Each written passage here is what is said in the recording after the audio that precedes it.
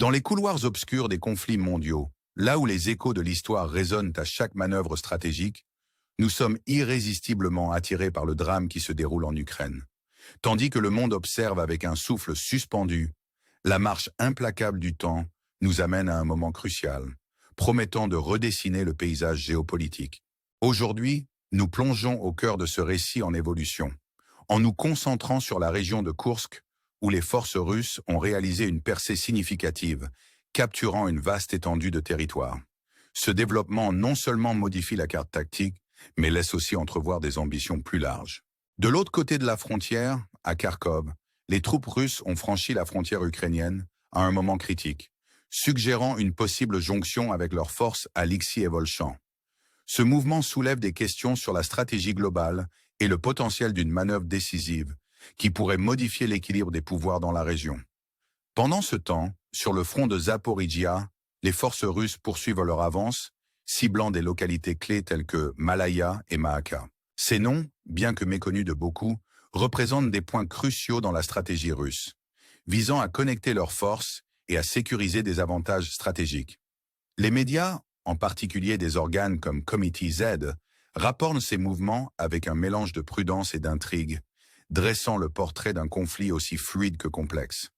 L'utilisation accrue de bombes FAB signale un changement de tactique et une volonté d'intensifier le conflit davantage. Au sud, la situation est tout aussi dynamique. La poussée russe à Odessa s'est intensifiée, avec des infrastructures sous un bombardement constant. Chaque jour apporte de nouvelles images de destruction, mettant en lumière la nature implacable de ce conflit. Les forces ukrainiennes, de leur côté, ne restent pas inactives. Dans le Donbass, elles montent des contre-attaques, s'efforçant de reprendre le terrain perdu et de perturber les avancées russes. Pourtant, l'ampleur de leur défi est immense, alors que la machine militaire russe continue de progresser. La ville d'Andrika devient un point focal de cette lutte, les troupes russes étendant leur contrôle vers le nord. Cette région, marquée par 3 ceintures forestières, est désormais sous contrôle opérationnel russe, témoignant de leurs gains stratégiques. Sur l'axe du Dnin, des batailles féroces font rage. Les forces ukrainiennes sont déterminées à tenir leur position à Oudne et Uspivka, déployant des troupes d'élite pour freiner les avancées russes. Les enjeux sont élevés, car ces positions sont considérées comme des portes d'entrée vers l'oblast de Dnipro, une zone cruciale dans le conflit plus large. L'armée ukrainienne a fait preuve d'une résilience remarquable, utilisant des drones pour cibler les positions russes, démontrant leur capacité d'adaptation face à des obstacles écrasants. En nous aventurant plus loin au cœur du conflit, le brouillard de la guerre devient de plus en plus impénétrable.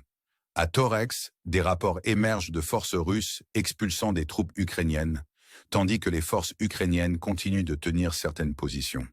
La bataille pour le contrôle est féroce, les deux camps manœuvrant pour obtenir un avantage au milieu du chaos. Cette zone grise de territoire contesté met en évidence la fluidité de la situation, où les victoires sont durement gagnées et éphémères.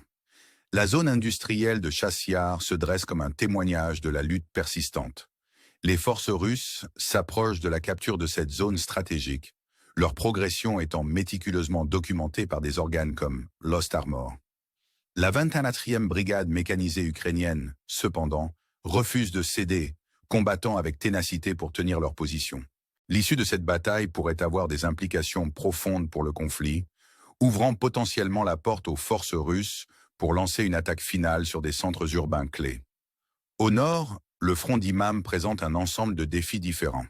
Les troupes russes ont réalisé des avancées significatives, capturant une série de fortifications au nord d'Yanka.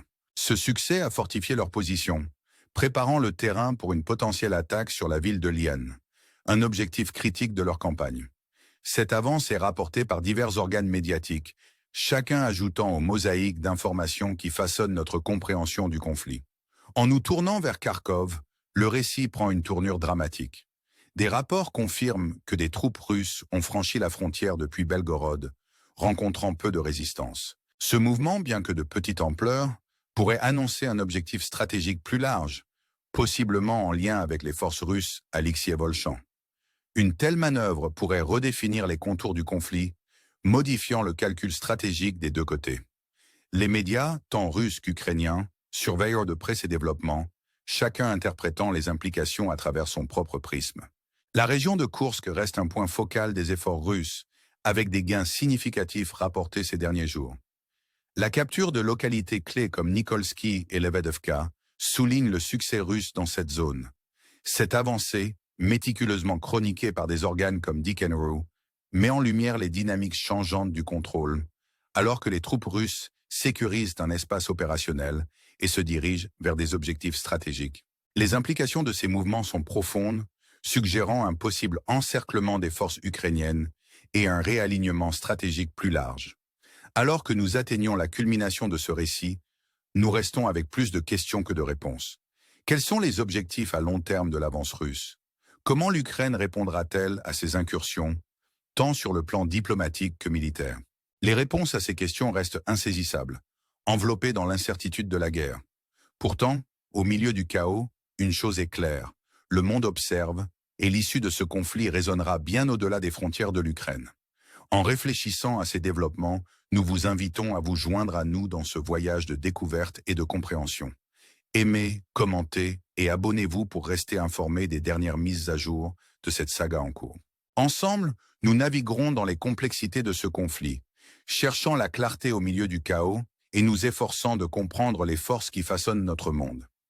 Alors que nous nous aventurons plus profondément dans l'intricate toile du conflit en cours en Ukraine, le paysage révèle une série de manœuvres stratégiques qui témoignent des ambitions plus larges des puissances impliquées.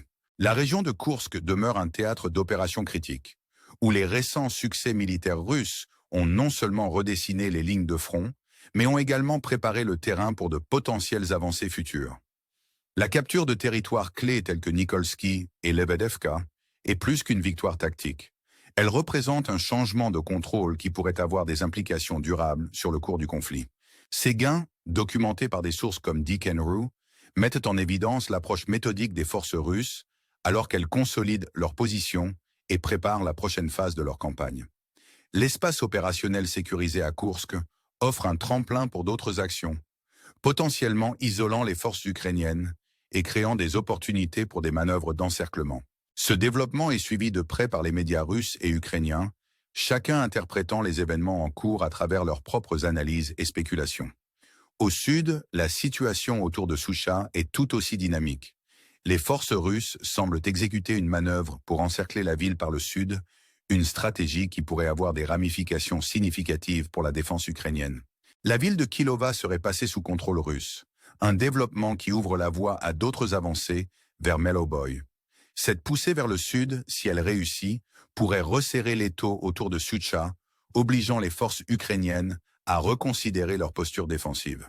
Le potentiel d'encerclement souligne la complexité stratégique du conflit, où chaque mouvement est calculé pour obtenir un avantage maximal, tout en minimisant l'exposition aux contre-attaques. L'armée ukrainienne, consciente des enjeux, est susceptible de répondre avec ses propres contre-mesures, cherchant à perturber l'élan russe et à reprendre le terrain perdu. L'interaction de ces stratégies crée un champ de bataille dynamique et fluide, où le contrôle est contesté et l'issue reste incertaine. Pendant ce temps, la situation à Kharkov continue d'évoluer. L'avance russe à travers la frontière de Belgorod, bien que limitée en portée, suggère un objectif stratégique plus large qui pourrait avoir des implications significatives pour la région. Ce mouvement, rapporté par de multiples organes de presse, soulève la possibilité d'un effort coordonné pour relier les forces russes sur différents fronts, créant potentiellement une ligne de contrôle unifiée. Un tel développement consoliderait non seulement les gains russes, mais poserait également un défi redoutable aux défenses ukrainiennes. La réponse ukrainienne, tant militaire que diplomatique, sera cruciale pour déterminer la trajectoire de ce front particulier. Alors que nous transportons notre attention vers le front de Zaporijia, le récit prend une autre tournure. Les forces russes ont fait des progrès constants, avec une attention particulière pour des localités stratégiques telles que Malaya et Mahaka. Ces zones, bien que peut-être méconnues de ceux situés en dehors de la région, détiennent une valeur stratégique significative. L'avance vers ces localités fait partie d'un effort plus large pour sécuriser des routes et des communications clés, ouvrant la voie à de nouvelles incursions en territoire tenues par les Ukrainiens. L'utilisation des bombes FAB s'est intensifiée dans cette zone, indiquant une volonté d'intensifier le conflit pour atteindre des objectifs stratégiques. Cette escalade n'est pas sans risque, car elle invite à des contre-mesures potentielles de la part des forces ukrainiennes, qui ont montré une résilience et une adaptabilité face à des obstacles écrasants. L'armée ukrainienne continue de monter des contre-attaques, utilisant des drones et d'autres ressources pour perturber les avancées russes et reprendre le terrain perdu. Cette dynamique de jeu de chat et de souris souligne la complexité du conflit, où chaque camp cherche à déjouer l'autre dans un jeu à enjeu élevé de stratégie et de survie. Dans le cœur industriel de Chasiar, la bataille pour le contrôle continue de faire rage. Les forces russes se rapprochent de la capture de cette zone vitale, avec leur progression méticuleusement documentée par des organes comme Lost Armor. La 24e brigade mécanisée ukrainienne reste inébranlable, défendant ses positions avec détermination et résilience. L'issue de cette bataille pourrait avoir des implications de grande envergure, non seulement pour la zone immédiate, mais aussi pour le conflit plus large. Une victoire russe ici ouvrirait la voie à de nouvelles avancées, leur permettant potentiellement de lancer des attaques sur des centres urbains plus grands. La défense ukrainienne, cependant, est formidable, et la perspective d'une bataille prolongée est grande. La zone industrielle, avec son réseau complexe d'usines et d'infrastructures, offre un terrain difficile pour les attaquants et les défenseurs. Les enjeux sont élevés et l'issue reste incertaine, chaque camp se préparant aux défis à venir. Alors que nous approchons de la conclusion de ce segment, les implications plus larges de ces développements se précisent. Quel avenir pour l'Ukraine et son peuple? Comment la communauté internationale réagira-t-elle à la situation en évolution? Ces questions persistent, invitant à la réflexion et au dialogue, alors que nous naviguons dans les complexités de ce conflit. Les réponses ne sont pas immédiatement apparentes, mais le chemin vers la compréhension est celui que nous entreprenons ensemble. En restant informés et engagés, nous pouvons mieux apprécier les nuances de ce conflit et son impact sur la scène mondiale. Comme toujours, nous vous encourageons à aimer, commenter et vous abonner pour rester à jour sur les derniers développements. Votre engagement est inestimable alors que nous continuons d'explorer le récit en évolution de la lutte de l'Ukraine et ses implications pour le monde. Ensemble, nous cherchons à éclairer le chemin à suivre, guidés par un engagement envers la vérité et la compréhension en ces temps turbulents.